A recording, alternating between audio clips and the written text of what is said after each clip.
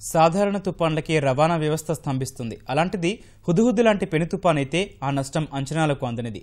సాగర తీరాన్ని చిన్నాభిన్నం చేసిన హుదుహుదు రవాణా వ్యవస్థను దారుణంగా దెబ్బతీసింది. విశాఖ అంతర్జాతీయ విమానాశ్రయం రైల్వే లైన్లకు తీవ్ర నష్టాన్ని మిగిల్చింది. అంత పెద్ద విపత్తు నుంచి అధికార యంత్రాంగం అవిశ్రాంత కృషితో వ్యవస్థలన్నీ అనతికాలంలోనే గాడిన పడ్డాయి.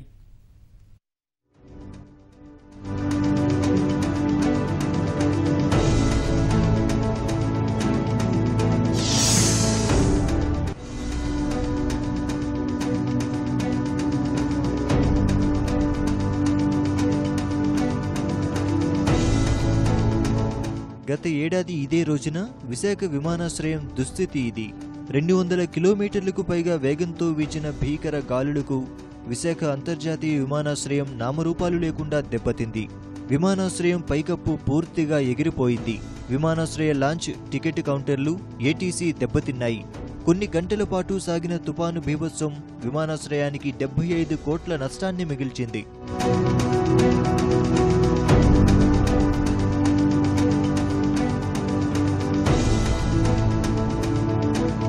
నాడు విశాఖ విమానాశ్రయం పరిస్థితి చూస్తే తిరిగి కార్యకలాపాలు ప్రారంభమవుతాయన్న సందేహం అందరి మదిలో మెదిలింది. కొన్ని గంటల్లోనే తేరుకున్న సిబ్బంది ఇతర బృందాలతో యుద్ధ ప్రాతిపదికన సహాయ చర్యలు ప్రారంభించారు. రెండో రోజుకే రన్వేను సిద్ధం చేశారు. సహాయ సామాగ్రిని తెచ్చిన విమానాలు, ప్రధాని, ఇతర వీఐపీల విమానాలు దిగేలా తక్కువ వ్యవధిలోనే విమానాశ్రయం సిద్ధం చేశారు. హుదూదు తర్వాత కూడా విశాఖ విమానాశ్రయం ప్రతిష్ట ఎక్కడా తగ్గలేదు. గత ఆర్థిక సంవత్సరంలో విశాఖ విమానాశ్రయం ద్వారా 10 లక్షల మంది ప్రయాణించగా ఈ ఏడాది 11 లక్షల మంది ప్రయాణికులు ప్రయాణించారు. విమాన ప్రయాణికుల్లో 30% పెరుగుదల నమోదయ్యింది.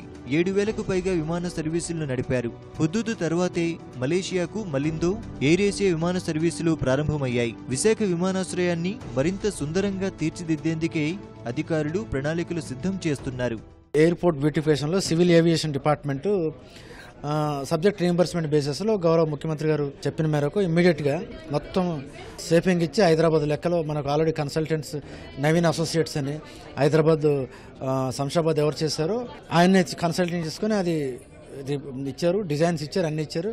ముందు ఇమ్మీడియట్గా ల్యాండ్స్కేపింగ్ ఇప్పుడు స్టార్ట్ చేస్తారు. Foot paths, lighting systems, good greenery. మీకు శంషాబాద్ ఎలా ఉందో అలాగే. హుదూదు బీభత్సానికి తూర్పు కోస్తా రైల్వేకు తీవ్ర నష్టం మిగిలింది. తుపాను గాలులను ముందుగానే అంచనా వేసి డివిజన్లో రైలు సర్వీసులను నిలిపివేసిన ట్రాక్పై అనేక చోట్ల రాళ్లు పడ్డాయి, చెట్లు కూలిపోయాయి. కొత్త వలస కిరండోల్ ఘాట్ రైల్వే లైన్ అనేక చోట్ల దెబ్బతింది.